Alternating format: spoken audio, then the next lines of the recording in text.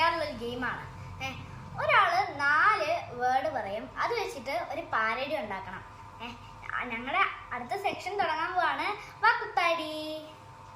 ഇന്ന് പറഞ്ഞ ഇതെന്താന്ന് വെച്ചാൽ ഞരമ്പ്, പൈപ്പ്, ഹൃദയം, ടാപ്പ്.